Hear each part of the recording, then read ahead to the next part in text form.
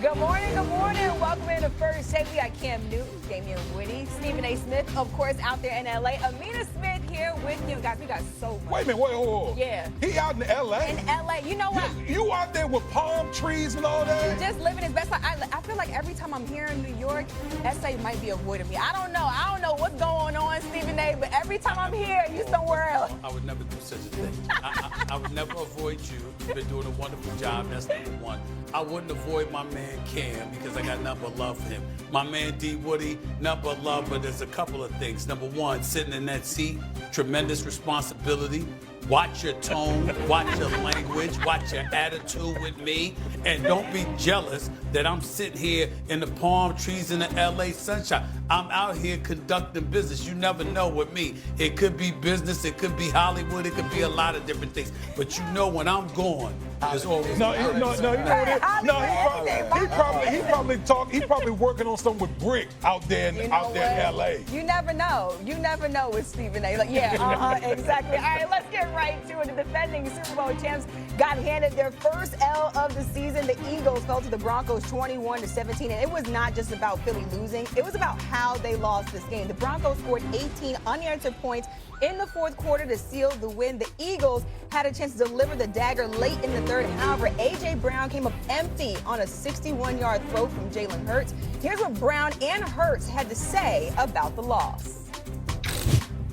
The inconsistency showed up again, and we got to play full quarter, and we have to stop putting a lot of pressure on our defense because they're playing really good, but we just got to pull our ends. Certain things don't get you until they get you, and so we got to go back and really learn from this, take ownership for the things that we can control. Look, the way this Eagles team has been going about winning games up until this week has been super unconventional. Cam, how concerned are you about this Eagles team? Not as concerned, but there are some alarming things that took place during the game. 6 sacks, that's not a good thing, Mr. Woody.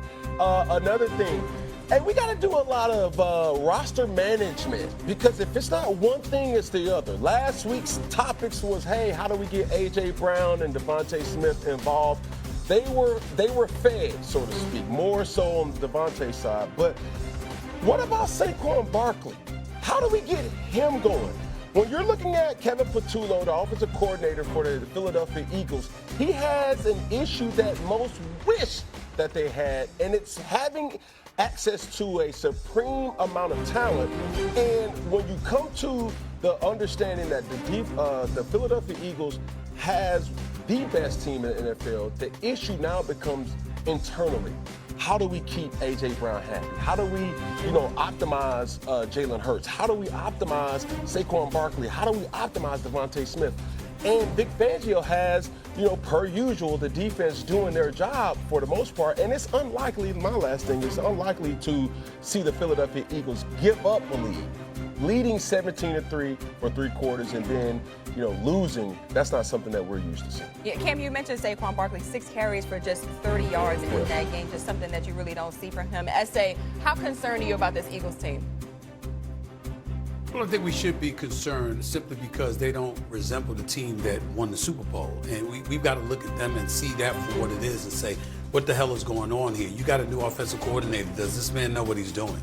Does Nick Sirianni, is he going to put his foot on the pedal and remind everybody he is the damn head coach of the franchise? And he has the power to implement his philosophy, his style, et cetera, et cetera. When we're looking at the numbers right there, that's the Eagles in terms of their ranking offensively. But let's take this a step further. Their final 5 drives yesterday, 4 punts, 3 3-and-outs. I mean, come on now. You got to do better than that. You got a guy in Saquon Barkley. You know what? You give him 1 carry the entire second half. You got a 14-point lead. You're trying to preserve the lead. The guy ran for over 2,000 yards last season. Was an MVP candidate. You don't think it's imperative to get him the ball? You threw the football 38 times. You rushed the ball 11 times. That tells me that Nick Sirianni got caught up in the noise emanating from the fan base and what have you, because, there was reports, obviously Diana Rossini of The Athletic, along with others, had reported that it wasn't just A.J. Brown that was having a problem with the Eagles offense. It was also Devontae Smith as well. So you got both wideouts that weren't happy. As a result, Sirianni goes out there, you go away from what works for you, you throw the ball 38 damn times, and look what happens to you. And then we're not even getting to the defensive side of the ball. You got a Denver Broncos squad that outscored you 18-0 in the fourth quarter with a second-year quarterback in Bo Nix, okay? Cortland Sutton was balling, and we all know that. Here's the other side to all of that, okay?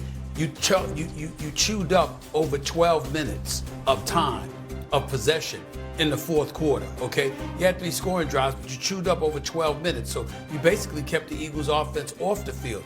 The Eagles offense did nothing when they had the opportunity to stay on the field because they went away from their makeup, which brings me to what I heard Woody alluding to earlier today on Get Up. What is their makeup? What is their identity? Last year was running the football. We knew the job was to get the ball to damn Saquon Barkley. Even though A.J. Brown and those brothers wanted it and wanted it badly, Saquon Barkley was otherworldly. And it seems like they've forgotten about that this time around, and they got away with it because they were finding ways to win close games. But they're not intimidating anybody. They're not striking fear in anybody. People believe they can score on the Philadelphia Eagles. They believe they can wear them down. Obviously, you've got problems with your offensive line as well, which may contribute to you not running the football as much as you would like. But in the end, they should be better than what we're looking at. And the fact that they're not just leaves the NFC wide open to the Detroits, the Green Bays, even the Seattle, even though they lost yesterday. I mean, you got a few teams to look at. Tampa Bay, of course.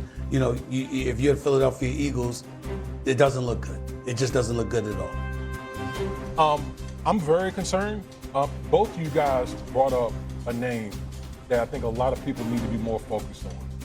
That's Kevin Patullo, offensive coordinator, first-time play caller in the National Football League. This is a guy that's been in the organization. Him and Nick Sirianni came in together when Nick Sirianni was hired. And Cam, you know this as well, what I'm about to say. Yeah. Being a play caller is an art form. You can't just hand somebody plays. A lot of people thought, well, okay, it's the same system that Kellen Moore brought in, last year. We're going to run the same play, same system. But there's a skill set, there's an art form to know how to sequence and how you stack plays together. When you watch the Philadelphia Eagles play, particularly on the offense, it's a hodgepodge. There's no rhyme and rhythm to what they're doing. There's nothing being set up from play calling. And so when you watch this game yesterday, think about this. Stephen A., you mentioned it. They had 11 carries yesterday. 11 carries. And you had a 14-point lead. That is a monstrosity if you're an offensive coordinator. You literally played into the strength of the Denver Broncos defense. What do they do maybe better than any other defense in the National Football League? They get after the quarterback. Yeah. Nick Bonito and company get after the quarterback. So when you have a 14-point lead, what you want to do, you want to milk the clock, because guess what? The clock doesn't stop when you're running the football. And I get it. I understand Saquon Barkley has struggled. The offensive line hasn't been the same as it was last year. But you still have to be committed to the run because you're up 14 points. Yeah. You literally committed a football sin by playing.